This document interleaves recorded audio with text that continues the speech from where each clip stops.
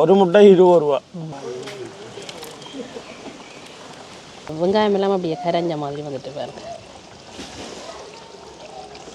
வணக்கம் உறவுகளே, இன்றைக்கு பார்த்தீங்கன்னா இன்றைக்கு ஒரு அருமையான ஒரு சமையல் காணொலி ஒன்று தான்.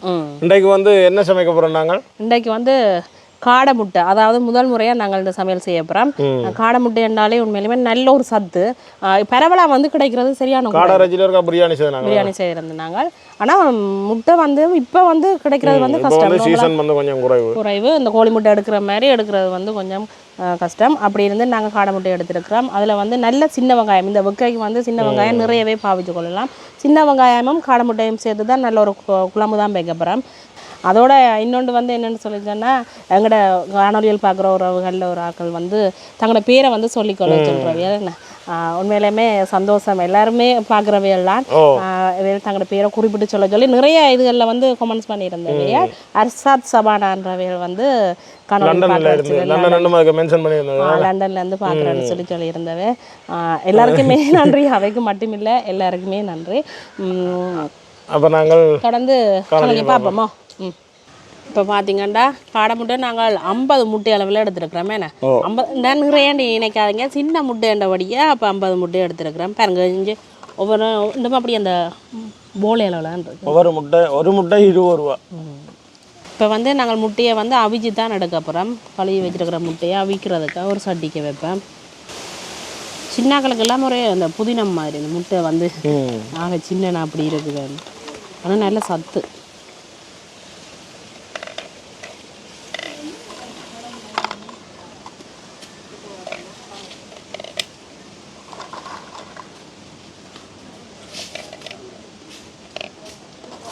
இதுல மேல அந்த கோது இருக்குது தானே, சரியான அந்த மெல்லிய கோது. இதில் வந்து இந்த புரோட்டீன் கூட சொல்லுவேன். காடை இறைச்சிலையும் புரோட்டீன் கூட சரியான சத்து.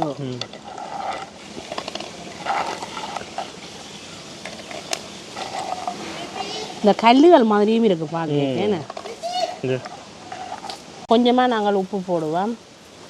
அதோட வந்து தண்ணி விட்டு கொள்ளுவோம். முட்டை அவியறதுக்கெல்லாம் தண்ணி விட்டா சரி காணும். தண்ணி வந்து அடுப்பு மூட்டி அப்படியே அவிய விடுவோம். அடுப்பு வந்து நல்லாவே எரிய தொடங்கிட்டுது. நாங்கள் முட்டையை அவிய விடுவோம். முட்டை எங்களுக்கு அவிஞ்சு இருக்குது. இப்போ இந்த முட்டை கறிக்கு தேவையான வெங்காயம், அதோட தக்காளி பழம், அதோட பார்த்திங்கன்னா பச்சை மிளகாய் எல்லாத்தையும் வந்து கழுவி எடுப்பேன். சின்ன வெங்காயம் தான், நிறையவே சின்ன வெங்காயம் போடப்போகிறேன். கிட்டத்தட்ட நாங்கள் 50 முட்டைக்கு 1/2 கிலோ சின்ன வெங்காயம் உரித்து வச்சுருக்கிறேன். தக்காளி பழம் கணக்கு கிடைக்கல, சின்ன பழம் வந்தபடியாக நாங்கள் 4 தக்காளி பழம் அளவில் போட்டுக்கொள்ள போகிறோம்.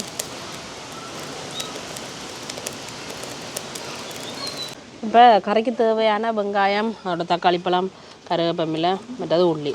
வெங்காயம் பார்த்திங்கன்னா இப்படியே நாங்கள் முழு வெங்காயமாக தான் போட போகிறோம். எல்லாமே வட்டியாச்சு. இப்போ முட்டையும் வந்து எங்களுக்கு அவிஞ்சிருக்கு.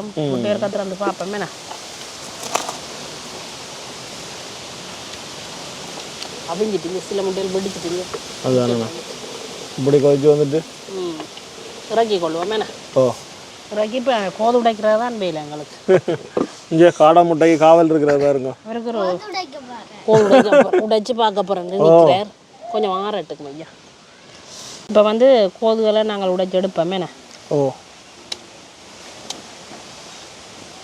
கோழி முட்டைண்டா பெருசு தானே, கொஞ்சம் வேகமாக உடைக்கலாம். இது கொஞ்சம் சுணங்கு வேணா. ஆனால் சிட்டியான மெல்லிசான கோதுகள் பாருங்க, சின்ன சின்ன கோதுகள். என்னது பின்னேரம் தான் உடைச்சி முடியும் பொருள்.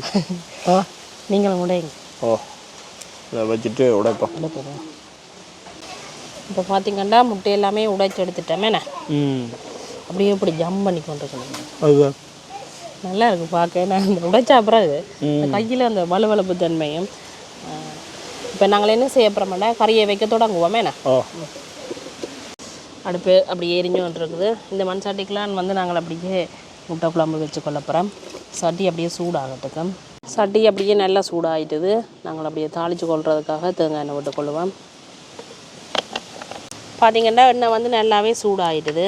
இப்போ வந்து நாங்கள் வெந்தயம், அதோட வந்து பெருஞ்சீரகம், கொஞ்சமாக கடுகு வேகமாக போட்டுக்கொள்ளணும். நல்ல எண்ணெய் கொதிச்சிச்சு. அதில் பார்த்திங்கன்னா வெங்காயம், உள்ளி, அப்படியே நல்ல வடிவாக கலந்து விடுவோம். அந்த வெந்தயம் எண்ணெய்க்கு போட்டோன்னே நல்ல வாசமாக இருக்குது. அந்த வெங்காயமும் வெந்தயம் சேர்ந்தோட வாசம் இருக்குங்க, எண்ணெய் வரந்து சுட்டு முட்டு. ஆனால் இந்த வெங்காயம் சேர்த்த இந்த கறிக்கு வந்து நீங்கள் வெந்தயம் வந்து கூட போடணும். நல்லா இருக்குது, நல்ல வதங்கட்டுக்கு. வெங்காயம் அதோட வந்து உள்ளியும் வந்து எங்களுக்கு ஓரளவுக்கு வதங்கிட்டுது. இப்போ நாங்கள் என்ன செய்ய போகிறோம்னு சொல்லி சொன்னால் வட்டி வச்சுருக்கிற தக்காளி பழம் அதோட கருவேப்பிலையும் போட்டுக்கொள்வோம். இது எங்களுக்கு ஓரளவுக்கு வதங்கப்படும்.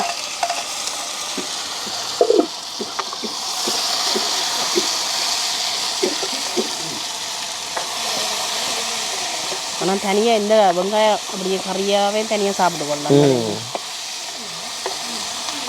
இப்படி வதங்கட்டுக்கு எங்களுக்கு. இப்போ நாங்கள் அப்படியே திறந்து பார்ப்போம்.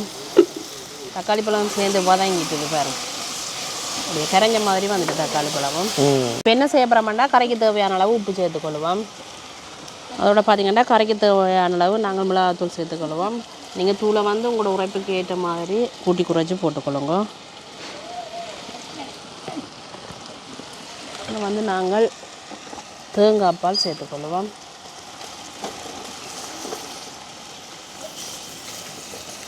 இது வந்து 2ஆம் தரமாக புளிஞ்ச பால், இது வந்து முதல் தரம் புளிஞ்ச பால். பால் காணும் எங்களுக்கு. அப்படியே நல்ல வடிவாக கலந்து விடுவோம்.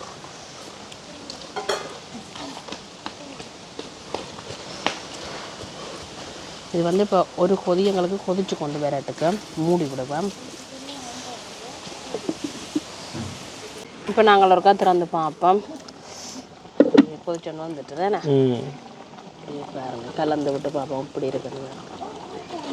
இப்போ என்ன செய்ய போகிறோம்னு சொல்லி சொன்னால் நாங்கள் அவிச்சு எடுத்து வச்சுருக்கிற முட்டை இருக்குது தானே, அதுக்கு வந்து காடை முட்டையில் வந்து சேர்த்துக்கொள்வோம்.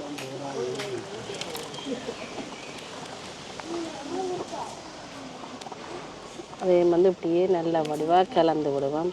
எப்படி இருக்குன்னு கலக்கேக்குள்ள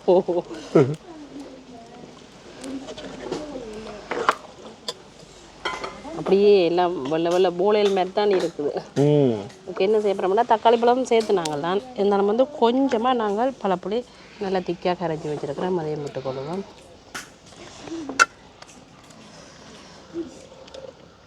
இது வந்து அப்படியே நல்ல ஒரு பிரட்டலாக தான் வரும் உங்களுக்கு. இல்லை வத்தி அப்படியே பிரட்டலாக வரும். மூடி விடுவோம். இப்போ பார்த்தீங்கன்னா நாங்கள் வந்து கறியை திறந்து பார்ப்போமே வத்தி இருக்கும் எங்களுக்கு. என்னென்னா அப்படியே தணலில் விட்டுருந்தோம் நாங்கள். இப்போ நல்லா அப்படியே வத்தி கொண்டு வந்துட்டு பாருங்க எப்படி இருக்கு. அப்படியே வெள்ளை வெள்ளை சுண்டங்கத்திரிக்கா கிடக்கிற மாதிரி கிடக்குது. எப்படி இருக்குன்னு வேறு. இப்போ நாங்கள் அப்படியே கறியை சுட சுட விட்டுக்கொள்வோமே. இது மற்ற முட்டையாண்டா அதுதான் வெங்காயம் இல்லாமல் அப்படியே கரைஞ்ச மாதிரி வந்துட்டு பாருங்க.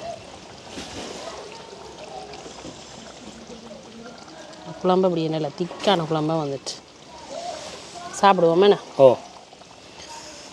இப்போ சாப்பிட்டு பார்ப்போமேண்ணா. என்னண்டா உண்மையிலுமே நான் ஒரு நாளுமே கடை முட்டை சாப்பிடல. ஆனால் கடை பிரியாணி சாப்பிடுறீங்க? இல்லை, பிரியாணியிலே அந்த இறைச்சி சாப்பிடல, குஸ்கா அந்த சோறு சாப்பிட்டேன்னா. அதான் அந்த என்ன சொல்கிறது, இறைச்சி சாப்பிட மாட்டேன் ஈரல் சாப்பிடுவேன் மாதிரி தான் உங்களோட கதை.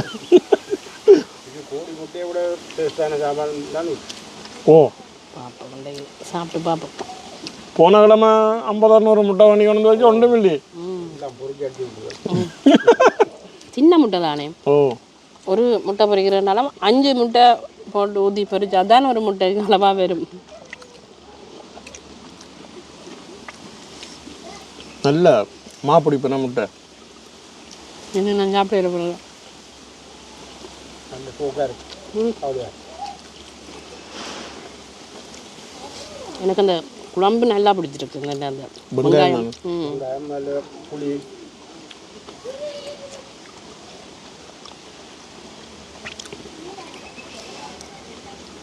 சுடு பயங்கர சூடாக இருக்கு. 50 முட்டையில் இப்போ 15 முட்டை வந்துட்டு போகிற கோப்பைக்குள்ள. நான் 3 முட்டை எடுத்துறேன். எனக்கு 3 தான். உண்மையிலேயே பார்த்தீங்கன்னா காடை முட்டை சும்மா அந்த மாதிரி தான் இருக்குது. இப்போ கூடுதலாக நீங்களும் கடையில் கண்டுட்டு சில பேர் வந்து இந்த வேண்டாம் போட்டு போகிறோம் இது என்ன காடை முட்டை நான் பார்த்துருக்குறேன். உண்மையிலே ஆனால் வேண்டி நீங்கள் 2 தடவை சாப்பிட்டீங்களோண்டா அப்புறம் கோழி முட்டையை விட்டுருவீங்க. உண்மையாக நல்லா இருக்கும். அந்த மாதிரி தான் முதல் தினம் சாப்பிட்றேன். நல்லா இதாக கிடக்கும் நமக்கு. காடை இறைச்சி சாப்பிட்றாங்களுக்கு தான் நல்ல காடை இறைச்சி சாப்பிட்றாங்க ஒரு வேணும் இல்லை. கண பேர் சாப்பிட்றது சில பேர் தெரியும். காட்டு காடைன்னாலும் சரி வளர்ப்பு காடைன்னாலும் சரி அந்த இறைச்சி கூட சரியான அந்த இறுக்கமான இறைச்சி ஊர்கோழி இறைச்சி மாதிரி இறுக்கமே இருக்கும். அந்த மாதிரி இருக்குமே. அன்றைக்கு காடை கறியோட காடை முட்டை கறியோட வெள்ளைச்சோறு நல்ல சாப்பாடு. வேற ஒரு கறியும் இல்லை பார்த்தீங்கன்னா இதோடய தனியாக சாப்பிட்டு கொள்ளலாம். இந்த குழம்பு வந்து ஒரு கொஞ்சம் குழம்பு எடுத்து அப்படியே குழச்சி சாப்பிட அவ்வளோ ஒரு சுவையாக இருக்குது. அப்போ நாங்கள் இன்றைக்கு இந்த காணொலியை முடிச்சு கொள்வோம் என்ன. இதோட இந்த காணொலியை முடிச்சு கொள்கிறோம். நன்றி, வணக்கம்.